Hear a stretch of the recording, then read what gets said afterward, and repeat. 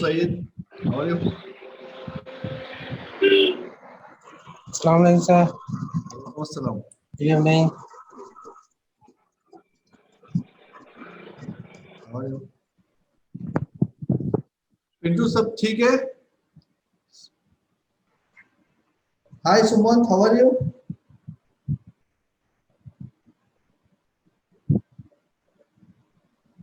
Hi sir, I'm fine.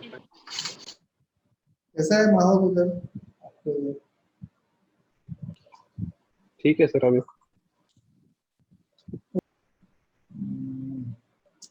क्या करें आप लोगों का वो स्काडा और डीसीएस पार्ट क्लियर हुआ? हाँ सर। क्लियर है ना? चलो ठीक है। Hello Jimmy, how are you?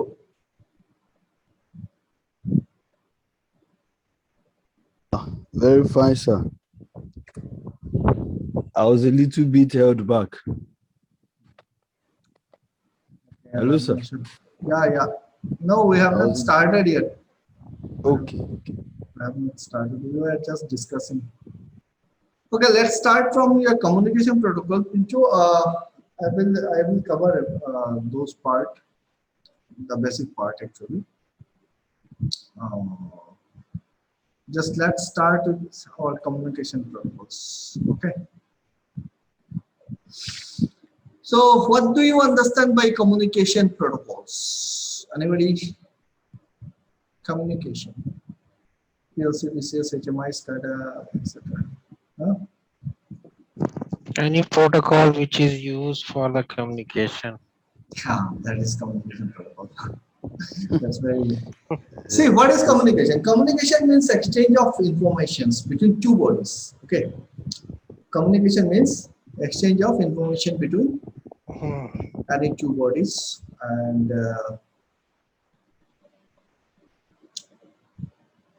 say these two bodies might be your human to human, or your human to machine, or your machine to machine. Is that it? So anything it can be. So if two bodies are exchanging information between them, then we call it communication. Okay. And protocol is the order, the sequence in which this exchange of information is carried out. Yes. So in other words, we say sending or receiving information is we call communication. Very good. Then how can a machine communicate with the human, or human communicate with machines?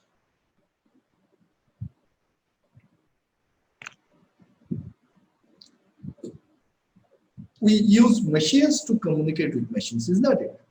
The answer, simple answer will be we use machines to communicate with machines.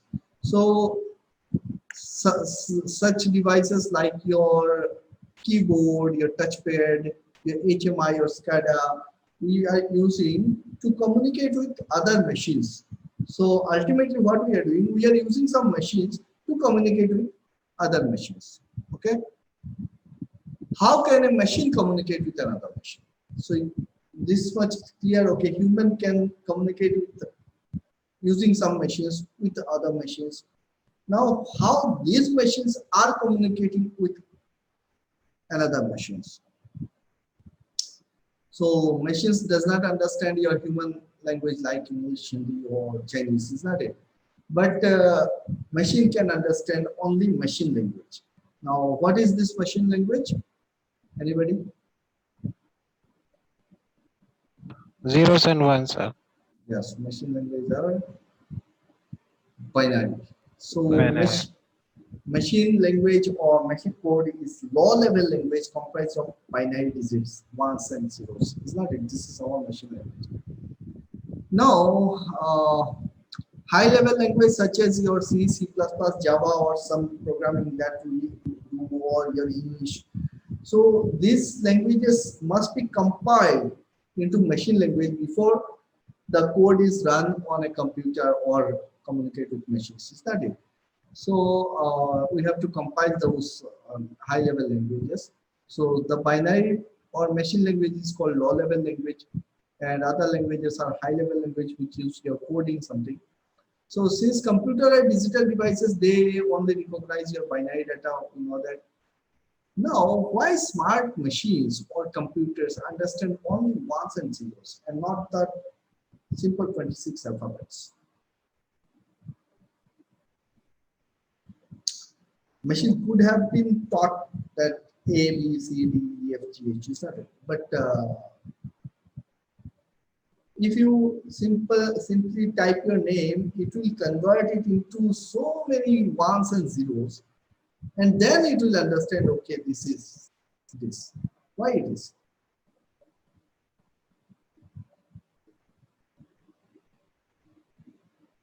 Any answer from yourself? Because machine understand only on and off. Hmm.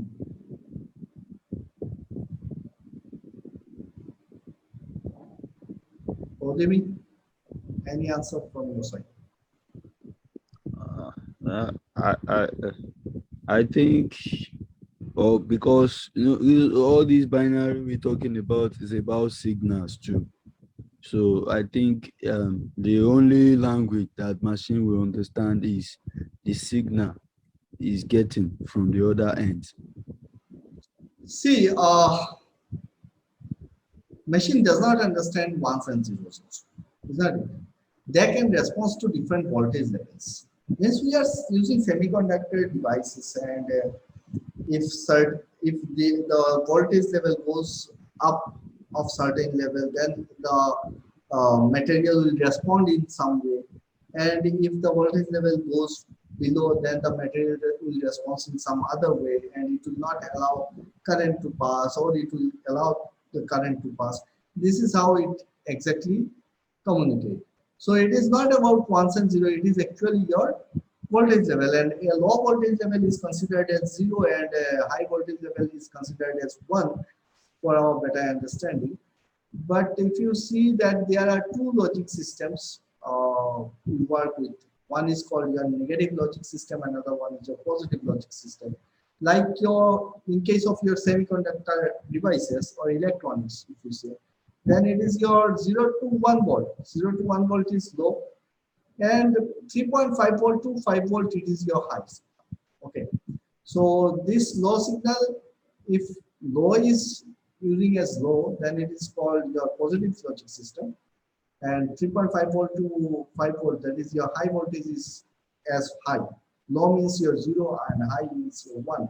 Then this is called your positive logic system, and if we are using it in a reverse order, like 0 to 1 volt as high and 3.5 volt to 5 volt as low, then we call it negative logic system. In general, we mainly work with positive logic system. Exactly. So this is that. But can any kind of machine communicate with any other machine? Definitely no. A machine can only communicate with any other machine if there is a common communication protocol exists between them. Like just now, what Pintu was asking, that which SCADA will be communicating with which type of PLC. That will depend between the two softwares. If they are having some common communication protocols, then only they will be able to talk to each other. So what is communication protocol? So communication protocol, or protocols means what? Protocols means your procedures or your rules. Exactly. Set of rules. Set of rules, yes. If there are some rules that if I am, when I am using this English, and I have to know the English vocabulary, I have to must have some understanding regarding grammar, then only you will be able to understand, isn't it? Otherwise it will be really difficult to understand. So communication protocol in automation means a set of rules that govern data communication. So when we are now, when in our terms, when we are talking about communication and communication protocol, etc., then our focus is on data. So we are going to cover the data communication, is that? Now, when two or more devices are connected to each other, there must be some common protocols in between them so that they can communicate properly. and effectively without any loss of data. Without any loss of data. Okay. For example, suppose an Englishman meets with a Chinese, and if the Englishman doesn't know Chinese or Chinese doesn't know English, you can simply understand that they will not be able to communicate properly, is not it? There will not be any communication. So machines, this is the same way machines are limited. So now if we think that is it sufficient to know the language only or the vocabulary only to communicate with other? No, it is not possible. Might be you are knowing all the English words, but you do not have any idea regarding the grammar. So you will not be able to make a meaningful sentence. And if you are not making any meaningful sentence, then other person will not be able to understand what you are saying. Okay. So if the person is not making any meaningful sentence to express whatever he wants to communicate, the other person don't know the same language, will not be able to understand it. Isn't it? So thus for an effective communication, knowledge of the language as well as your syntax or grammar. In our case, we will call it as syntax. And in our English language, we call, or in other language, we call it grammar. And the same thing, grammar is called your syntax. Syntax is nothing but grammar. So similarly, for a machine to communicate with another machine, there must be some standard protocols. Okay, some standard protocols.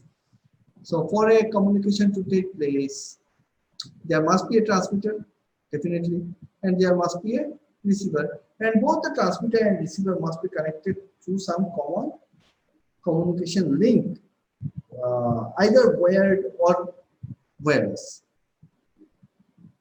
Either wired or wireless, these two must be connected. Okay. Now, if the language that the transmitter used to send the signal is alien to the receiver, understand this, or there is some syntax error, then the receiver will not understand the message, definitely. So similarly, if the speed of the transmitter mismatch with the speed of the, see each and every point. Number one, the way you are transmitting. Number two, the speed. If I say, if I speak very fast, you will not be able to catch what I am saying, is not it? So it will depend that on the speed of the transmitter and the speed of the receiver. If transmitter is sending some data at certain speed and receiver is slow, then there will be some loss of data. If receiver is receiving faster and transmitter is slow, then it will receive some additional data which is not sent by the transmitter. So the speed of the transmitter must be matched. So mismatch with the speed of receiver, then also receiver will not be able to collect all. Hello, sir. Yes. We have the picture you just showed now. We have three components. I think the first one is the transmitter. The third one is the receiver. So what is standing in the middle then is what? This one. Yes. Yes. This is one is transmitter, another one is receiver, and in between this transmitter and receiver, there must be some connection, either wired or wireless, is not it? So there must be some, means you are not directly, you are not sending data to anything. Suppose when I am talking to you right now, okay, so there is a device which is receiving, first it is receiving signals from my from me, then it is converting, then it is sending some signal to some satellite or some tower, then the satellite is transmitting to your receiving end, then also again it is converting into some voice signal and you are here. So in between a transmitter and a receiver, there must be some devices which is converting the signal and accepting the signal, and which is matching those transmitter and receiver in a handshaking mode, so that there is no loss of data. Okay. Now, to ensure effective communication between the machines, some standard protocols have been designed by various manufacturers, as we know. So we have designed some protocols and that standard protocols we call industrial communication protocol. So in earlier days, most of them was proprietary. When automation or computer came in the market and people start manufacturing these communicating devices or smart devices, then it was since year 1969, you can say. Then it became very much important to communicate with the machines through smart communication, exactly, I should say. Now, first, suppose Alan Bradley was having their own cable, they were having their own protocols to communicate with those devices. So in earlier days, most of them were proprietary, but afterwards some common and standard protocols were designed and internationally accepted, because see, you cannot make hidden everything and you can do monopoly. People are there, they also started coming into the emerging the field, and ultimately what happened, people have to go for a common standard protocols. So before talking about these communication protocols, we must have some idea regarding your data transfer or data transmissions. Because see, whatever we are talking about this communication or communication protocols, exactly it is something what we call as data, isn't it? And what are these data actually? So we just see the data about something about data transmissions. So what is data transmission? Data transmission is some data is transmitted from one device to another device, either in analog or digital format, is not it? So you people are very much aware of this two thing, that analog signal and digital signal right now, isn't it? So either it is in analog or it is in digital format if we are going to transmit some data. So data transmission refers to the process of transferring data between two digital devices. And how does data transmission work between digital devices? Now, this is what you know. But exactly how if I am typing something and I may just pressing this enter key and data is transmitted to you, or your data does not mean only text. Suppose you are watching me right now, is that it? So, or I can watch you, I can see you through some camera. So this is also some data, isn't it? This is also some data. The pixels are capturing by the camera, then it is converting in some signals, then it is converted into digital signals, then it is being transmitted, and once again it is decoded, and you are able to see that in front of you or through your monitor and all. So how does the data transmission work between digital devices? Suppose your computer to mobile or computer to computer, etc. Data is transferred in the form of bits that we know between two or more digital devices. And bits are 0 and 1. And data can be transferred in two methods. Either it will be your serial transmission or your parallel transmission. Okay. Either it is a serial transmission or your parallel transmission. Now we should try to understand these two things.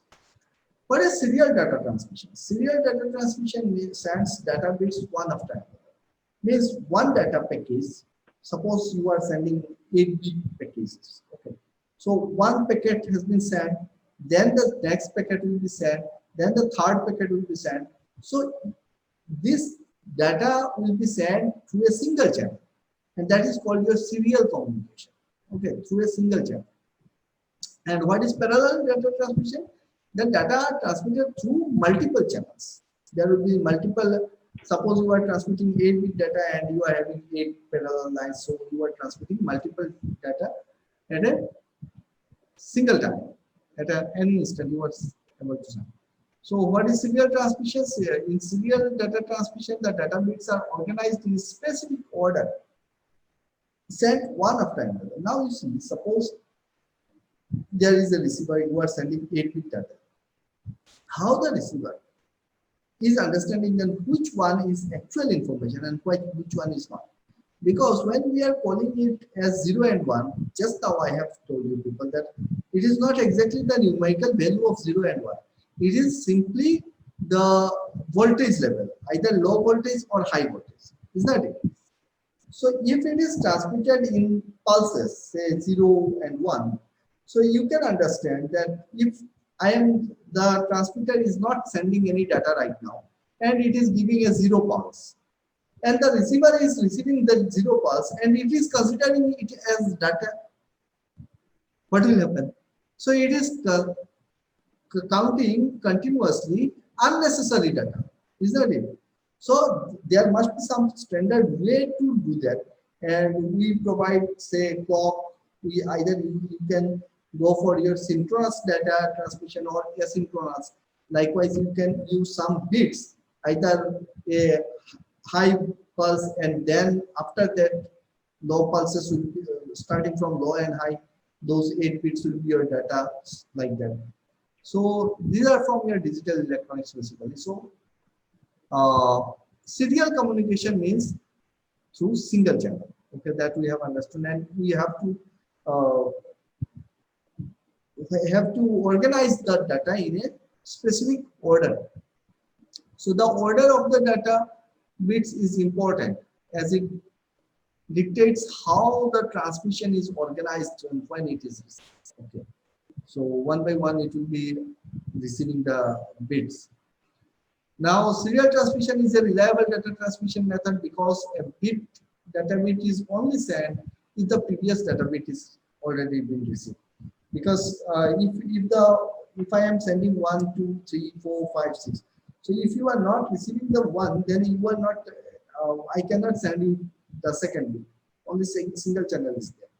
So it is somehow reliable. What is then the parallel data transmission?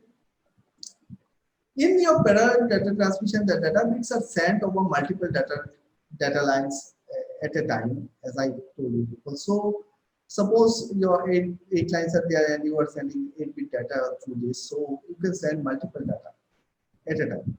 So definitely your parallel data transmission is faster one, and serial will be somewhat slow. So now my question will be to you that what exactly we use in our industry to whether parallel data transmission or your serial data transmission? Any answer from yourself? I think it's both. Mainly what you prefer, and whether serial data transmission or parallel data transmission, and where, when? For any, if you are connected any laptop PLC library or using serial Suppose that data from your card to your modules. We are receiving some signals from the field, and we are sending that data from our digital or analog input card or output card through some module or to some module. So whether this is a parallel data transmission or your serial data transmission, which one is? that is a parallel data transmission. No. In general, we use serial data transmission. Okay. Right. So serial data transmission is slow, difficult to program as compared to the parallel data transmission, but it is reliable. Parallel data transmission is used when a large amount of data to be sent within a short span of time. Now see, suppose these video signals, when I am sending a video or you are receiving at that particular instance, it is sending a large number of informations, large number of data. Okay, so this is your something when we are working with your videos or so. So this is your parallel data transmission. But when I am saying that serial data transmission is slow, that doesn't mean it's very slow and there is some lagging. It is fast and adequate enough to solve our purpose. So in general, when you are saying your video live streaming and so these are you can see the if you open your mobile or your monitor, then you can see some strips are connected, data strips are connected inside. It's not. So these are parallel communication cables. So serial data transmission is preferred over long distances, while parallel data transmission can be used for short distances. So But you can tell like what this TCP/IP protocol like this using for the serial data transfer. Like the connection oriented is the serial connection based is a parallel. You can say like this. not getting over. You want to tell like this. Connection oriented is called Suppose I'm telling you, suppose we are using RS-232 cable, isn't it? We are using RS-485 cables. So these cables are serial cables or your parallel cables? sorry RS, RS32 is the serial, yes. and for that twisted pair cable like that 5 that 6 using for the timer. So regarding those protocols, industrial protocols we are using like your Profibus, Profinet, ControlNet, DeviceNet, hard communication protocols, isn't it? There are lots of protocols. We have to know that which protocol is we use in Suitable. yes, Will be exactly, suitable. suitable for us, and how to give the preference exactly in if I say that it is definitely not in our hand, it is the manufacturer, and something like your Modbus protocols and your Profinet, Profibus. I will come with some more data with you people. Will share with you people that which cable should be used and based on what. Likewise, how you can prefer that whether you have can you use your RS-232 or you have to go for your RS-485 or some fiber optic cables also. So this exactly depends on what? It depends on the number of nodes and the distance between the two nodes, etc. Okay, and for that I'm preparing something exactly. The slides are not ready, so I'll be coming in my next lecture, and we'll give you people the details of all the protocols that we are using. Okay, so till now what we have understood that okay, data transmission or communication, it is there will be either serial or parallel, and what we say that okay, low level language, high level language, or 0 or 1 bits, binary bits. What are these exactly? Sir, what is the difference between TCP/IP protocol and industrial protocol? Like a Profinet, yeah, Profinet, like this. What is the difference? Exactly. See, TCP/IP protocol is called exactly Internet protocol, and it is mainly based on your OSI model. Okay. If you know OSI, TCP model, yes. one of both. Yes, if you know the 7 layers of communication, you know that physical layer, something. Yeah. So this OS exactly how a data being communicated. When it starts means when we start generating any signal, no, that it starts adding some header files from the source end. Okay. Yes, sir. It starts adding some header files, and it ultimately what we can say it is making some. You have given, suppose you have given 10 pencils. Okay, to me, and you want that I should send it to somebody else. Then what I will do, okay, I will be taking those pencils and I am making a cover, I am keeping them in a packet and wrapping it suitably, and then I am writing the name, that okay, this is from Sesai. Then I am giving somebody else that okay, go and send it to them. Then he is receiving from my side that okay, it is coming from your ontogenesis automation. So he is writing that Saidali from ontogenesis automation. So in that manner, the data, the small data is becoming a packet. Then this packet is transferred, and at the receiving end, there is something which is unlocking or unpacking this. Likewise, okay, it has come from ontogenesis automation. That means it is reliable. Then next year, that part ultimately it is going to the final level, 7th layer, and it is extracting the original exact data. Okay. So to understand that part, I do not think that we actually require this, because it is basically your IT part, computer or IT part. Anyways, what we need as an industrial automation or instrumentation people, what we need, we must know that okay, which cable is suitable for what. When I can use your 232, when I can use 485, when I can use your Profibus, when I can use your Modbus, etc. Maybe on next lecture I will come. Okay. So till now, Sir, I didn't get yeah. it. What is the difference between the TCP/IP layer and Profibus or Modbus difference? That's what I'm telling you, that I'll be covering that part in my next lecture.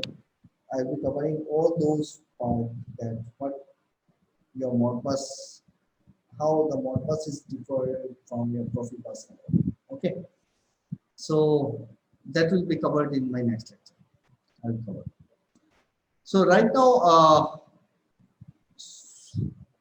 till date, whatever we have covered. We have just if I see regarding the syllabus or course of this program that we are trying to cover, whether we are on the track or not. So here we were exactly in this syllabus, we were here to cover process control. I hope you people have understood the process control right now, and you have understood the difference between your machine control and process control. Is it clear? Process control. I want feedback from your end. Odemi, Pintu, Saeed. Can you give me? Oh yes, yes. Now you people are clear that what is your exactly process control and what is machine control. Yes. No, the lectures are actually steps by steps, and they are understandable.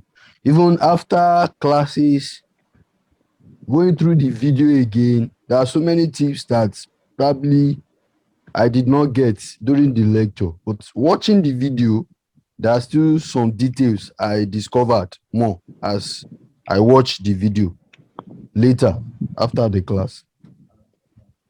Okay, thank you for your feedback. But exactly, I want to know that okay, I'm going in the right path or not, because that's very important to collect feedback, isn't it? Yeah. Otherwise, But we jumped. We jump number 3. We have not attempted motor control, VFD. So Ladder logic. We did not really treat ladder logic like that. okay, We've been dealing with function block.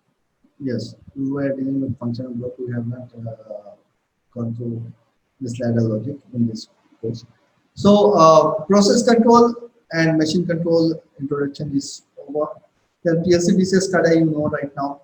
Now your motor control, see motor control through this functional block diagram, I have shown you people that even how the wiring we do with for our PLC DCS, is not it? Those panels and all. If it is not clear, I will be explaining once again, and how we are using, how we are configuring the uh, signals for a motor. Isn't it? So this is the motor control. Motor control means what? Either you are making a star connection or a delta connection, and you are either you are controlling it from your panel or from SCADA or DCS. That's what. Okay.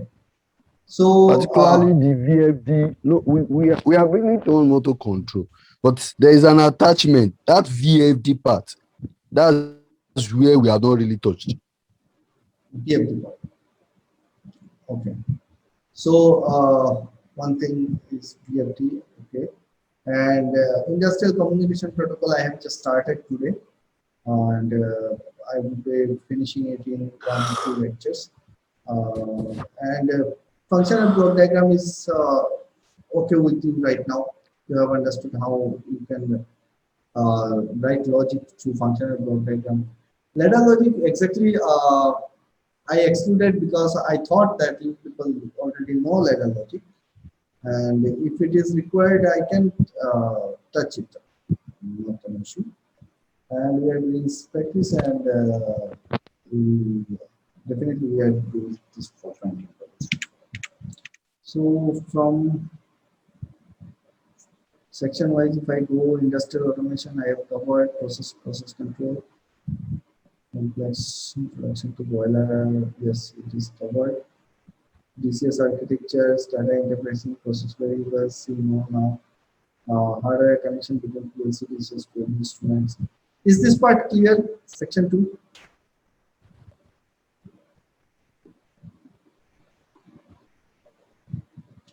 Architectural way of process variables, hardware connection between your PLC, DCS, instruments.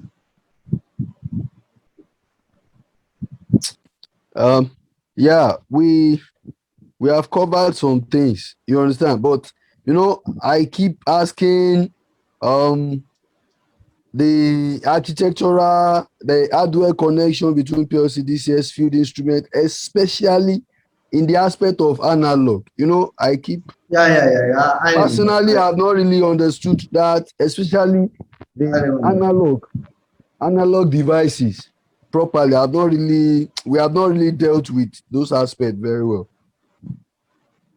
So do you teach ABB? No, Sumant, ABB 800 X-ray DCS. No, ABB will not be covered here because I do not have even the software. ABB I will be able to cover it. Okay. So as I will be giving you much idea regarding your LM release and Sombron Delta Mitsubishi cards and wiring configurations that I will be covering. And regarding this analog control and the wiring motor control, okay, I will be coming up with some more visualized way in my next lecture, so that you get it better. So this part is remaining left. Okay, I will be covering communication protocols. These things will be covered, no doubt. Okay, PID control is left. PID control and control valve. Calibration of SCC.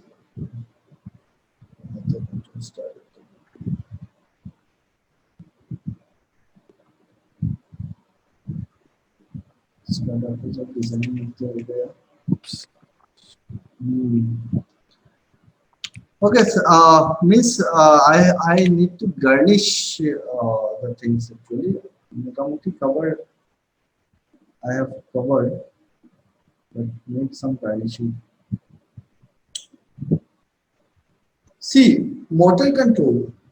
When Pintu was also asking me that okay, so motor control is not yet clear.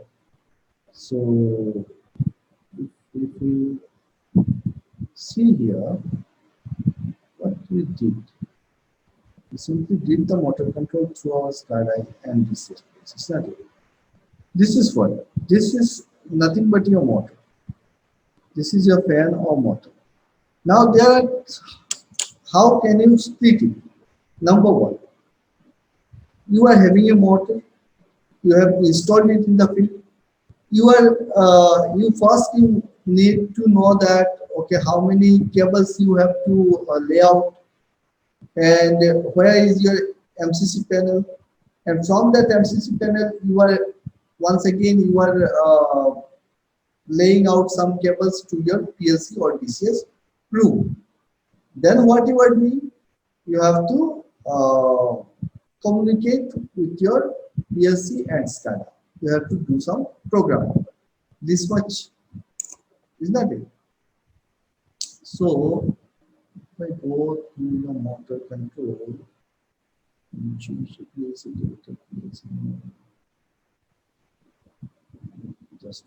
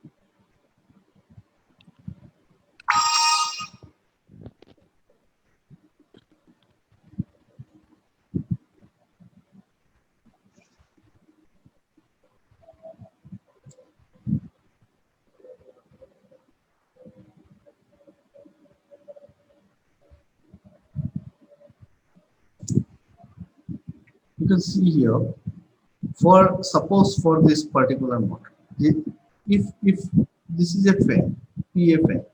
Now to run this fan, you are not running a fan. No, you have connected this fan with a motor. So this is three-phase induction motor. Now what we have to do? First, we have to work out on our MCC panel. So you have to design your panel. Now, whether you have to decide whether you are going for your star delta circuit or your only dual starter, or you are going to run this with your VFD. Now, if it is your star delta, so dual, I just don't go. And if it is your star delta, do you know the circuit, how star delta circuit are made? Or I need to cover? Pin 2, I'm asking you. Do you know how the star delta circuits are work?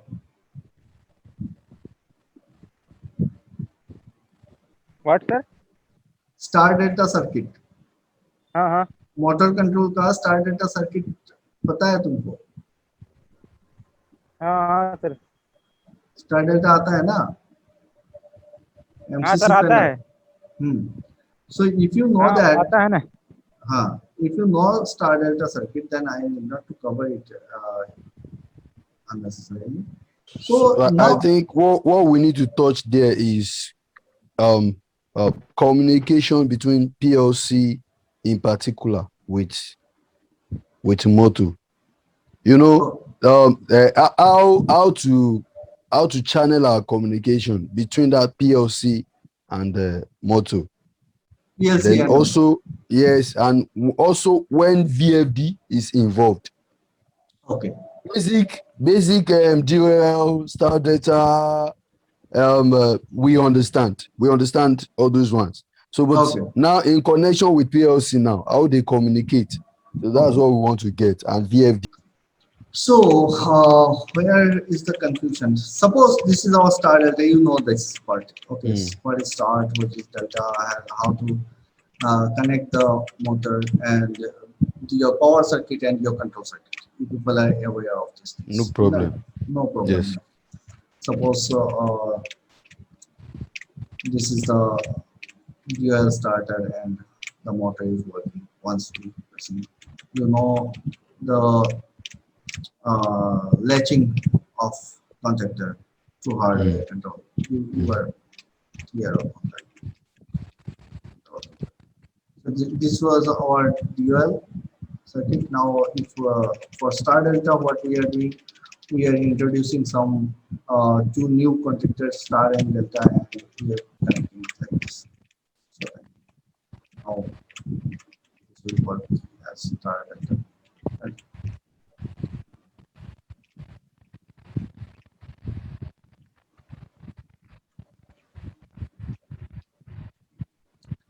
Now, what you right now you need to know that how we are going to connect these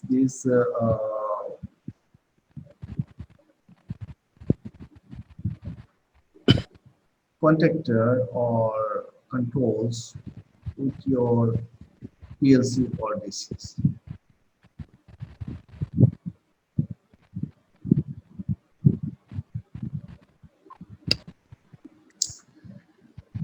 To control this is your star delta circuit. Okay, this is your star delta circuit, hardware control circuit. Now, if I want to control this motor from my PLC or from my DCS, what I want, what I need, I already covered this part. You have remembered. So I need how many signals? I need one start signal, one stop signal. Okay, two digital output signals I need. So suppose I am having digital output card here. I'm having digital output card. And in a digital output card, there are 4 channels. There are 4 channels. Okay. And suppose this is a relay based card. Now, if it is a relay based card, that means one channel will consist your 3 terminals. One will be your common, one will be NC, and one will be your N. Is that it? This is a relay based card. So here, suppose this is 1 relay, this is 2 relay, there will be 4 relays, something. And in this termination side, you will get 3 termination. One is common, one is NO, one is NC. Now, how to connect this one? Where we need to do some modification so that we can control this motor from remote and from local. So what we will need to do, we have to put your stop, remote stop here, either before or after your local stop. The remote stop will be in series, and you have to give your remote start parallel to the local start. This is as simple as that. Got it? Now, when we are talking about the wiring or connection, what you will do? This you simply, if it is this, suppose this stop is after this local stop, then you simply take a wire from here, you go to your panel, connect it to the NC part of the card, and from the other point, suppose I am connecting this wire.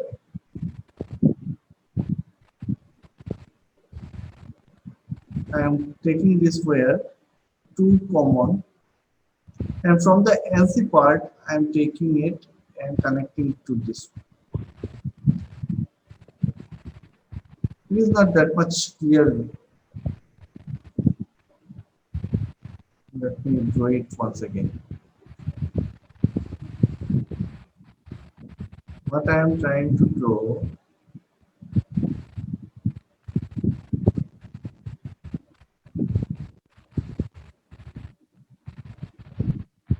this is my digital output card. I am having three terminals. One is NC, one is common, one is NO. Now I want a series connection for my remote stop. So I'm taking this cable, I'm omitting this cable.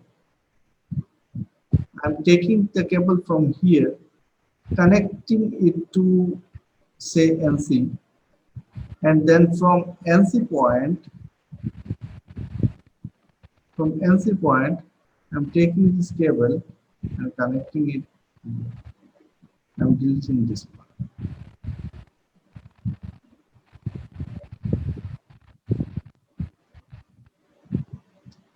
Now you can see current will be coming to this. Current will be coming to this point.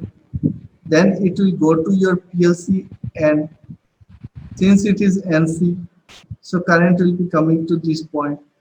Then from this point, it is coming to this point. Now for your remote, this is for your remote stop. Now for your remote start, how can you connect? You have to take another channel. One is common, one is your NC, one is your N. Isn't it? The same way. So what you have to do? You have to connect a parallel connection with this.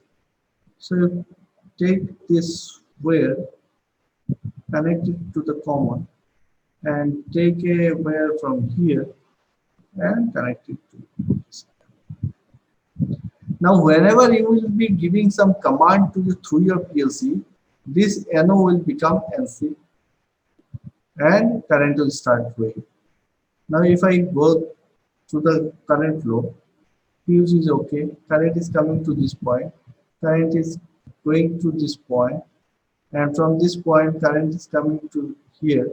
If it is NC, if there is no stop, then current is coming here, then current will be here, and this is NO, so current will not be passing through. Since this is NO, current will not passing. Now, if you give a command from your SCADA or from your PLC, this will short circuited, this will make contact, and current will be coming here to this point. So it is saying, it is just like if you press the start button, current is coming. Is not it?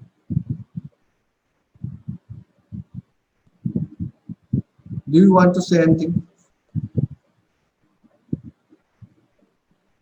Odimi? It's okay. It's okay. It's okay now. Yes, sir. Pintu. Yes, some- sir, okay. तो Yes, ये sir, समझ में आया. ये तो पहले भी हम कराए थे. I explained it earlier also. Is not it? Just a minute. So now what exactly we have to do? We cannot. We simply do not do it like this. What we do, we connect this one with a, here we include a remote local selector switch. One is remote side, say one is remote side, one is local side. Is that it?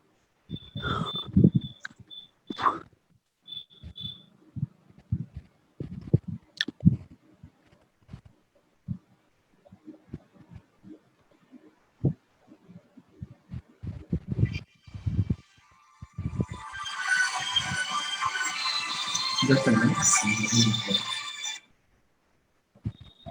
Hello. Hello. Hello. Hello. Hello.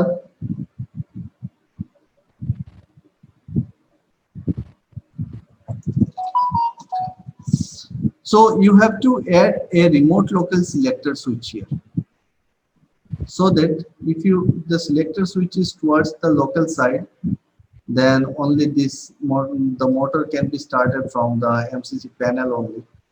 If this is in the remote side, then you can start it from your PLC or DCS. Now I give you a homework. You simply make this control circuit. You make this control circuit for your DCS or remote control, and include all the necessary signals, likewise your remote local selection, likewise your trip signal, etc. And also what you do, there are two ways mainly. One way, hold the motor from remote, from PLC. And number two, hold motor from field. There are two ways to do it. Okay. Yeah, Devapan. Good evening.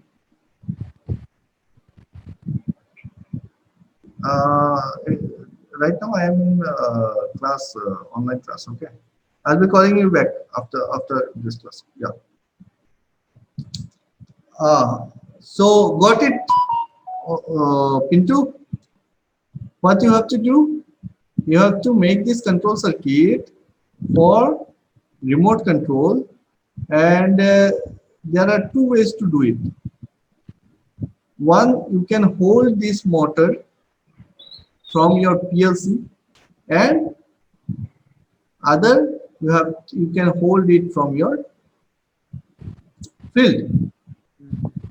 Use this remote local selector switch and make this electrical drawing, as well as make the programming. Write the program. You know ladder logic, is that it? Yes, sir. So those who know ladder, kindly program it through ladder, how you are going to control this motor, and submit it by tomorrow. Okay, I'll go through it, and based on that, I will be preparing my next lecture. Then I'll get an idea that how much you understand actually.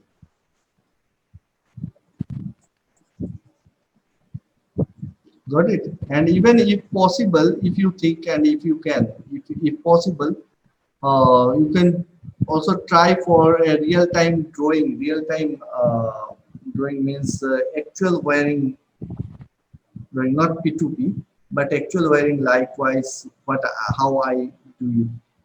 This is my panel, and here is the start push button. Here is the stop push button.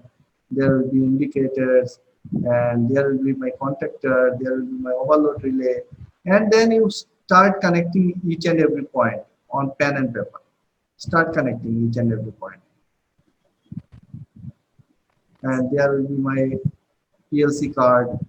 Okay, this is the channels. So I'll be taking a wire from here to here, then I'll be connecting this. So there are two ways to do it. One, standard electrical drawing for that we call P2P drawing, isn't it? This way. And other, your actual wiring drawing. Actual wiring. This is for your understanding. This is for your understanding that from which point you are connecting to which point. And then you make a program, right ladder. You are having that simulators software with you, and just simply you can run it. As you send it to me, I will check. Okay.